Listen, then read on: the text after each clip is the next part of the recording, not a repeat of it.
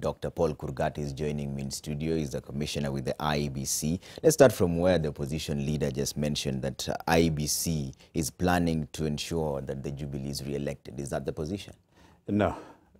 We are going to deliver free and fair elections. That is what our commissioners and the rest are trying to do. And if that is the position, one of the main things that has been brought up is the tender being awarded to Al Ghurair. Why is IEBC insisting that it has to be Al Ghurair? It had, the court processes kept moving our days until we had no time. And at that point, the commission decided that we are looking for a company with capacity and experience that can deliver the 130 million ballot papers. Speaking of the court process, in October last year, Al Ghurair was already been awarded this tender. Yes. That was stopped by the court in February, Yes. right? And then after that, you tried to do restricted tendering, which was also nullified by the Public Procurement Administrative Review Board. And then after that, IEBC decided to just award this directly to Al Ghurair. So why didn't the IEBC re-advertise the tenders directed by the court in February? Yes. The thing came in October. That is when commissioners are not coming. It was rejected by the court because it was not properly constituted because, as I said, the commissioners were not there. Then after that, there were issues on how the procurement department structured the contract, which was rejected by the PPOA. And after that, we've had a number of cases which brought us until March, and the process always was shortened by the court cases, as I said. It left, therefore, IEBC at the point of direct procurement. And as I said, that direct procurement decision looked at companies that would give would move faster in terms of printing. As I say, it's a big thing. 130 million papers. It requires 30 I'm told 10 cargo planes. Commissioner, isn't it interesting now that you brought up the procurement issue? Yeah. One of the procurement officers was actually fired. That's Director Lawi Aura. And in a statement by the IEBC, in fact, I want to bring this up to your screen, the second paragraph, for example, says, we have noted with deep concern the growing anxiety associated with the ballot procurement, in particular, the bidding process and ultimate selection of the supplier. That was your own statement on June 6th. But then again, you still went ahead and gave the same person who you're questioning the contract. Does that make sense? I want to make a correction here that Aura was not fired.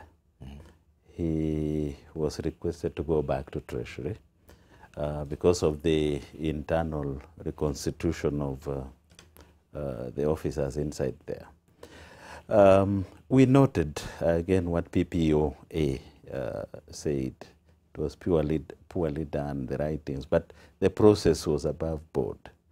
So in this case, I want to say Aura didn't do anything that was wrong. So at that point, you are questioning the process and not the award of the contract to that particular company? The process, yes. And also, so why did IEBC wait until Al Ghurair lost the case at the Court of Appeal in April, and then they began restricted tendering, yet there was no order barring them from just inviting fresh bids to begin with? I tell you, there were many other court cases. The other vendors who lost went to court. So it has been vendor wars all along, from one case to the other, until the other day. So what we are suffering from actually are vendor wars in this country. And many people could be involved in instigating one or another group to go to court. For the sake of credibility and public opinion, wouldn't it be wise for IEBC to get a new contractor, so to speak? Because this has already been tainted with questions, yes. Even if those allegations may not be true, yes. But the court of public opinion believes that there is a question mark. Yes, as we stand today, we are behind. If we were to start today, we are behind 21, we are minus 21 days, if the process moved smoothly. If the process moved a little bit slower, we would be minus 62 days. So then that means elections will not be held on the 8th of August. So the question is the constitutional time for elections. And that is what I think our chairman was had put into consideration when he said we are going with this process. And you're not concerned that that may question the credibility of IEBC? We are concerned with the parties questioning this, and that is why we invited them at Intercon for a talk. And we had discussions, we didn't agree, but to me, I hope that this process will be agreed.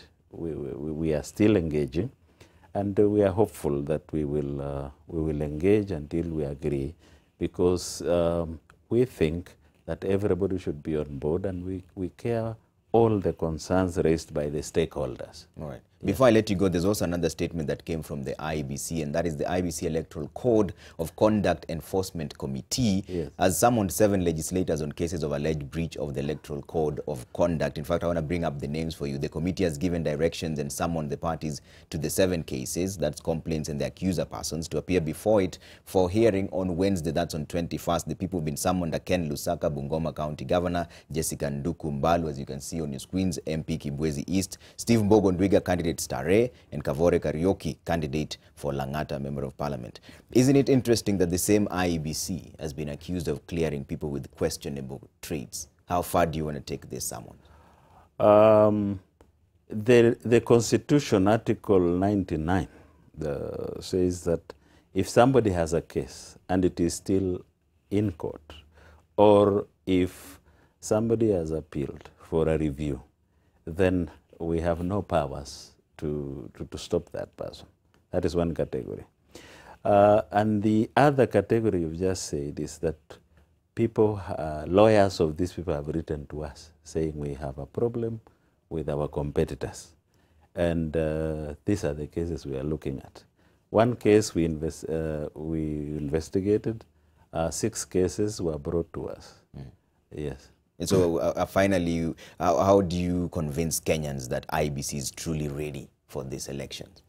We are because ready. there are several questions that are being raised, one of them being, what is that alternative system in the event that the electoral system fails? What I want to say is that we are ready because we have 45,000 kids already with us. We have engaged 580 ICT officers. We have looked at the register. We have expunged the 92,277 dead people. We are engaging 300,000 poll staff. Everything is in place apart from this ballot paper. In the last election, the main issue was the failure of the systems, the electronic systems. Yes. We have tested in front of our stakeholders the electronic system. And the backup is also electronic because we have in every ward 3 kits spare, standby. So if the machine goes off and we have 3 more, by the time the 3 goes off, then the last one, we will identify the people with IDs. But again, we looked at that. The people who cannot be identified are only 5,000 with their biometrics because of one reason or another. And they are there, their names are there, and they will be required to produce the ID. The agents will be there to verify that this person is actually living and so forth. So we need the support, and we are very grateful that all political parties have supported IEBC. We are grateful for Jubilee, we are grateful for NASA, we are grateful for other political parties. They have given us support. All right. Yeah. Thanks for making time for us. Dr. Paul Kurgat is a commissioner with IEBC. Of course, this conversation will keep coming up as we wind up to the elections, which is on August 8th. We will still hold them accountable and bring them back here when they need to answer any questions from you.